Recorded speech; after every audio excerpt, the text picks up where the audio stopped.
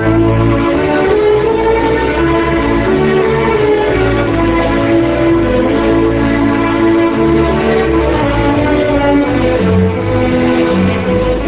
Making of a Nation, a program in special English.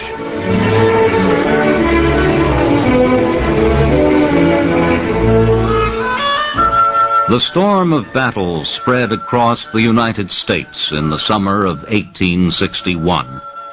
For several months, small fights had flashed like lightning around the edge of this great storm. Soldiers fought pro-Southern rioters in the streets of Baltimore and St. Louis. A Confederate supporter shot and killed a famous young officer from the North. Untrained soldiers of both sides fought in the mountains of western Virginia. So far, the fighting had not claimed many lives. But very soon, the storm would break in all its fury. The old general who commanded the Union forces, Winfield Scott, did not want to rush his men into battle. Scott believed it would be a long war. He planned to spend the first year of it getting ready to fight. He had an army of thousands of men, and it would get much larger in coming months. But this army was not trained. His soldiers were civilians who knew nothing about fighting a war. General Scott needed time to make soldiers of these men. He also needed time to organize a supply system to get to his forces the guns, bullets, food, and clothing they would need. Without supplies, his army could not fight very long. There were many in the North, however, who thought Scott was too careful. It was true, they said, that Union forces were untrained, but so were those of the South, and the Confederacy's supply problems were even greater than those of the Union. The South had much less industry and fewer railroads. It could not produce as much military equipment, and it could not transport supplies as easily as the North could. In the early months of the war, Jefferson Davis, the Confederate president, did not even have guns enough for the men in his army. Those who demanded immediate action expected a short war. They said Scott should take the army and march to Richmond. They were sure that if Union forces seized the Confederate capital, the Southern rebellion would end. Northern newspapers took up the cry, "On to Richmond." Political leaders began pressing for a quick Northern victory. Public pressure forced the army to act. For more than a month, General Irvin McDowell had been building a Union army in northern Virginia, just across the Potomac River from Washington. He had more than 30,000 men at bases in Arlington and Alexandria. Late in June, McDowell received orders. March against the Confederate army of General Pierre Beauregard. Beauregard had 20,000 soldiers at Manassas Junction, a railroad village in Virginia, less than 50 kilometers from Washington. McDowell planned to move on Manassas Junction July 9th, but was delayed for more than a week. He planned the attack carefully. McDowell was worried that another large Confederate force west of Manassas Junction might join Beauregard's army. This force, led by General Joe Johnston, was in the Shenandoah Valley near Harper's Ferry, Virginia.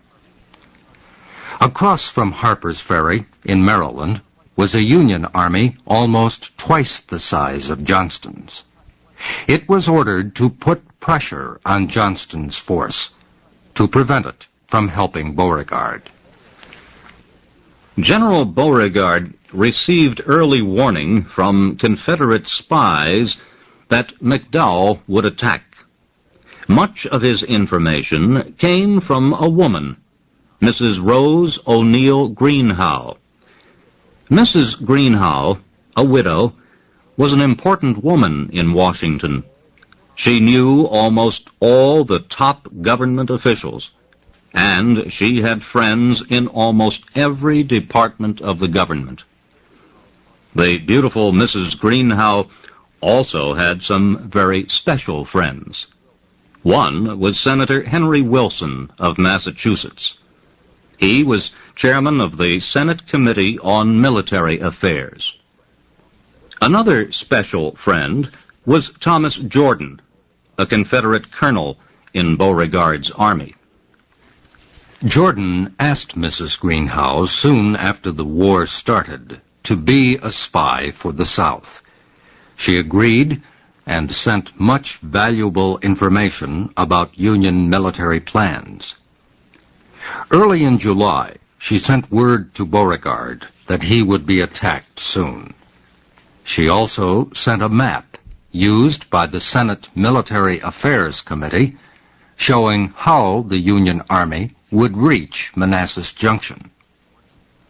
Then, on the morning of July 16th, Mrs. Greenhow wrote a 9-word message. She gave it to a man to carry to Beauregard. The Confederate general received it that evening. It said, "Order given for McDowell to march upon Manassas tonight." Beauregard sent a telegram to Richmond. He told the Confederate government that McDowell was on the way. He asked that Johnston's 10,000-man force in the Shenandoah Valley join him for battle. He was told to expect Johnston's help. But Johnston's army was threatened by a large Union force that entered Virginia from Maryland. Led by General Robert Patterson, the Union troops moved toward the smaller Confederate force. They were not really interested in fighting Johnston, but they did want to prevent him from reaching Beauregard. Johnston knew he could not defeat Patterson, so he decided to trick him. While most of his army withdrew and prepared to join Beauregard, Johnston sent a small force to attack Patterson's army. Patterson believed Johnston was attacking with all his troops. He stopped moving forward and prepared to defend against what seemed to be a strong Confederate attack. By the time the trick was discovered, Johnston and most of his troops were at Manassas. General McDowell's huge Union army left Arlington on the afternoon of July 16th. It was a hot day and the road was dusty. The march was not well organized, and the men traveled slowly. They stopped at every stream to drink and wash the dust from their faces. Some of the soldiers left the road to pick fruits and berries from bushes along the way. To some of those who watched this army pass, the lines of soldiers in bright clothes looked like a long circus parade. Most of these men had not been soldiers long. Their bodies were soft and they tired quickly. It took them 4 days to travel the 45 kilometers to Centerville, the final town before Bull Run. The battle would start the next morning, Sunday, July 21st. The road from Washington was crowded early Sunday morning with horses and wagons, bringing people to watch the great battle. Hundreds of men and women watched the fight from a hill near Centerville. Below them was Bull Run. But the battleground was covered so thickly with trees that the crowds saw little of the fighting. They could, however, see the smoke of battle, and they could hear the sounds of shots and exploding shells. From time to time, Union officers would ride up the hill to report what a great victory their troops were winning. In the first few hours of the battle, Union forces were winning. McDowell had moved most of his men to the left side of Beauregard's army. They attacked with artillery and pushed the Confederate forces back. It seemed that the Confederate defense would break.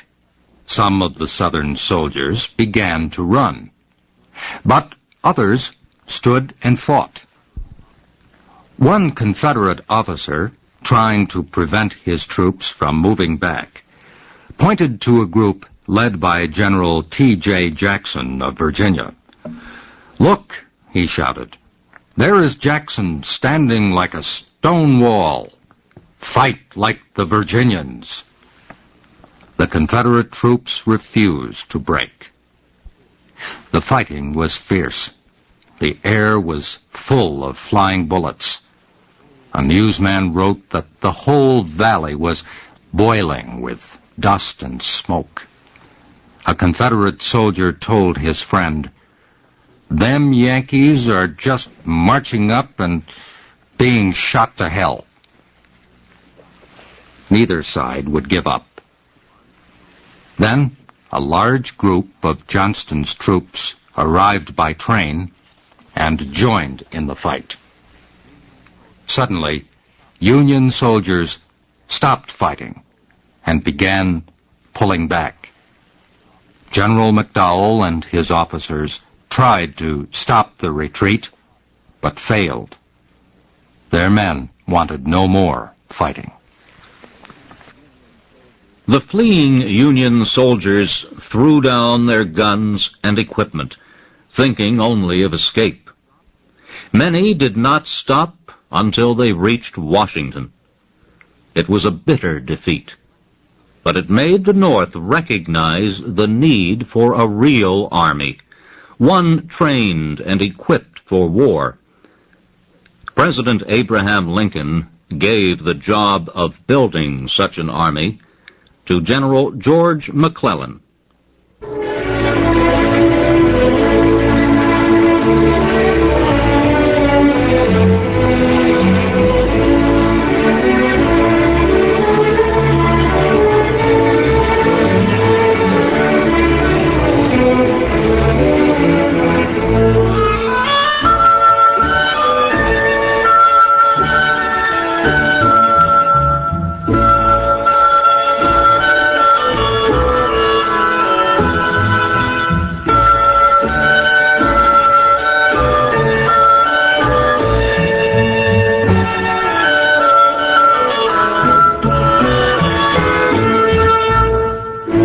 You have been listening to the special English program, The Making of a Nation. Your narrators were Jack Weitzel and Frank Oliver. Our program was written by Frank Beardsley. The Making of a Nation can be heard Thursday